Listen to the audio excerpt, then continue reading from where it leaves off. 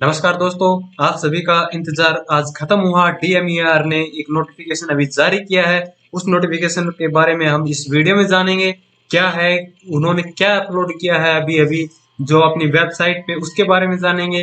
तो सबसे पहले मैं आपको बता देता हूँ कि डीएमईआर ने जो नोटिफिकेशन अभी जारी किया है तो वो है स्पेशली एएनएम, जीएनएम, एमपीएचडब्ल्यू के बच्चों के लिए जिन्होंने काफी वेट किया है एडमिशन के लिए।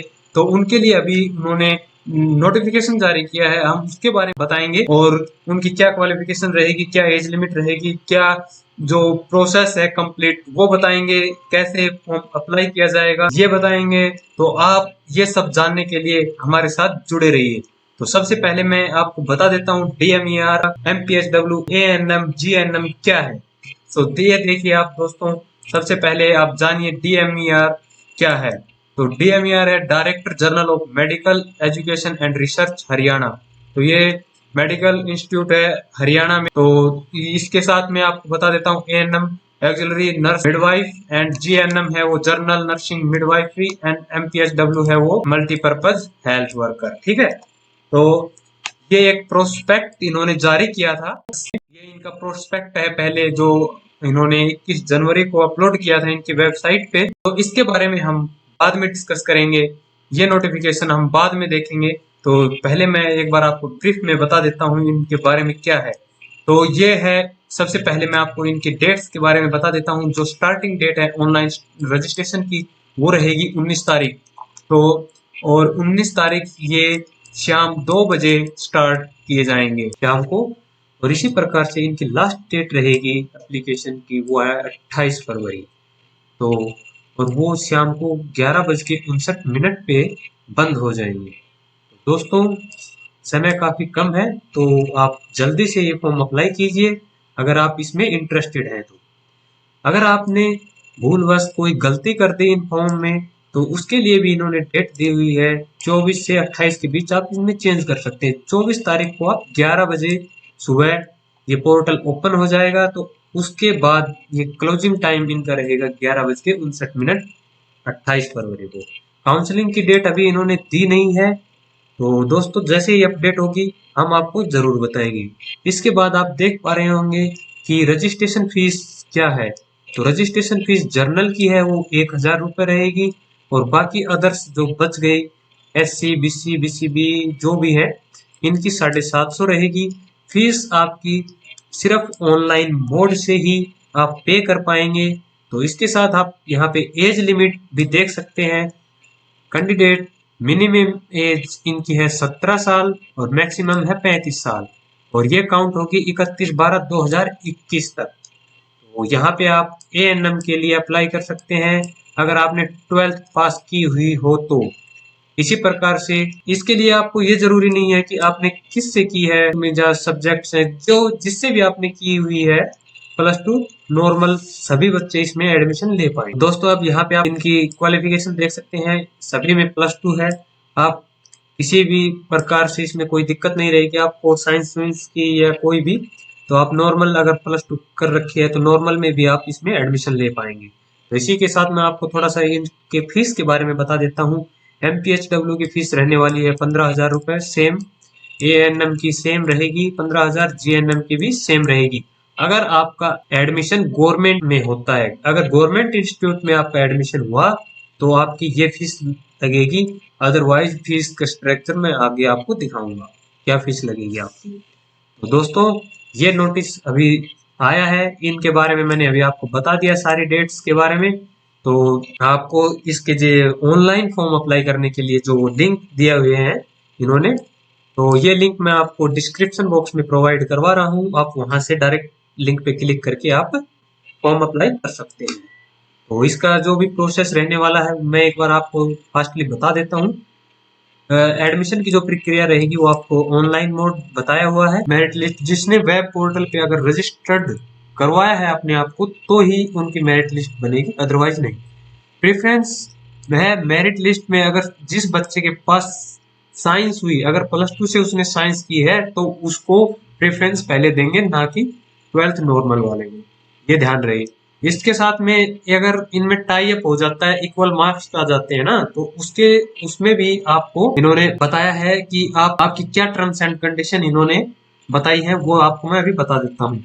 इनकी टर्म्स एंड कंडीशन ये रहेंगी, अगर कैंडिडेट्स के मार्क्स हैं वो बायोलॉजी में जिस भी कैंडिडेट्स के ज्यादा नंबर्स हैं उसको पहले सेलेक्ट करेंगे।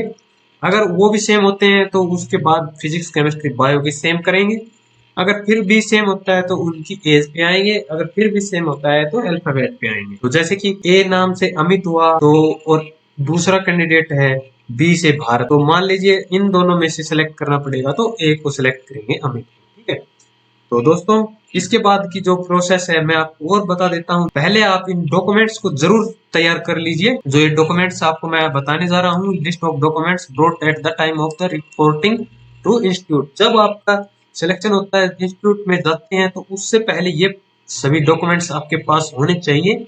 अगर आप कुछ डॉक्यूमेंट्स हैं, अगर उसके लिए आपने अप्लाई किया है तो अप्लीकेबल है तो ही वो लगेंगे, अदरवाइज नहीं लगेंगे, तो आप उनमें से छोड़ सकते हैं। ये फर्स्टली आप देख सकते हैं मैट्रिक की सर्टिफिकेट रहेगी, इसके साथ में DMC of the qualifying examination 12, और इसी के साथ एएनएम का जो रजिस्टर, जो बच्चा एएनएम करके और उसके बाद एडमिशन लेना चाहे जीएनएम में, तो वो उसके लिए है सर्टिफिकेट। ये आपकी करेक्टर सर्टिफिकेट रहेगी, आप जिस भी इंस्टीट्यूट से पढ़े हो वो करेक्टर के लिए बोल रहे हैं। इसके साथ में service certificate from the employer, अगर आप कोई एम्प्लॉयर है तो आपकी सर्विस सर्टिफिकेट, ये देखो यहाँ पे इफ एप्लीकेबल लिखा हुआ है, अगर एप्लीकेबल है तो। अगर इसके साथ में residence certificate issued by the competent authority of the state government, अगर आप हरियाणा के निवासी हैं तो आपके लिए रेजिडेंस हरियाणा का है तो वो भी आपको जमा करवाना पड़ेगा। इसके साथ में आप देख सकते हैं certificate bonafide residence state government. इसी प्रकार से अपना प्रूफ देना है कि भाई हम हरियाणा के हैं, तो वो इस तरह की जो भी प्रोसेस है आप देख पा रहे होंगे स्क्रीन पे। ये डॉक्यूमेंट्स आपको जमा कराने हैं। कास्ट की है, कास्ट सर्टिफिकेट जो भी आपके कास्ट पे, उसके अगर डिसेबिलिटी है तो डिसेबिलिटी की जो सर्टिफिकेट आपके पास है वो, और इसी के साथ में जैसे फ्रीडम फाइटर की है तो फ्रीडम फाइटर, ईएसएम में हो तो ये आजकल जो ईडब्ल्यूएस की जो सर्टिफिकेट है इनकम की रिलेटेड, तो इकोनॉमिकल वीकर सेक्शंस की जो है, तो आप वो भी उसके लिए भी आप अप्लाई कर रहे हैं तो ये सर्टिफिकेट आपके पास होना चाहिए। और प्रिंट आउट ऑनलाइन फॉर्म का वो भी आपके पास होना चाहिए। As a proof identification Aadhaar card, जैसे कि आपकी आईडी के तौर पे आपसे लिया जाएगा, आधार कार्ड और पैन कार्ड और driving licence, passport, voter ID. तो इसके बाद इन्होंने स्पष्ट लिखा हुआ है, आप यहाँ पे पढ़ सकते हैं। Any candidate who fail to produce any of the required certificate documents at the time of reporting at the institute, जब वो वहां पे रिपोर्ट कर रहा है, आप गए हो वहां पे इंस्टीट्यूट में, अगर उस टाइम आपके पास कोई डॉक्यूमेंट्स नहीं होता है तो इन्होंने स्पष्ट लिखा हुआ है shall use her claim to admission, फिर उसके बाद आप क्लेम नहीं कर पाओगे एडमिशन के लिए। दोस्तों इसलिए मैं आपको अभी बोल रहा हूँ कि आप जिस जिस डॉक्यूमेंट्स आपके हैं, आपने जो भी अप्लाई किए हुए हैं, तो आप ये सभी डॉक्यूमेंट्स तैयार कर लें। और इनका थोड़ा सा पैटर्न भी चेंज है डॉक्यूमेंट्स के, तो वो डॉक्यूमेंट्स के पैटर्न मैं आपको अभी आगे बता रहा हूँ। इसके साथ मैं आपको थोड़ा सा ये प्रोसेस बता देता हूँ, ऑनलाइन क्या प्रोसेस रहेगी। सबसे पहले मैं लिंक प्रोवाइड करवाया है, उस लिंक पे आप क्लिक करेंगे, उसके बाद फिल द एप्लीकेशन। तो देखो एक बार मैं आपको इसकी साइट का जो मेन फ्रंट रहेगा जो ओपन होगी, तो ये आएगी आपके सामने।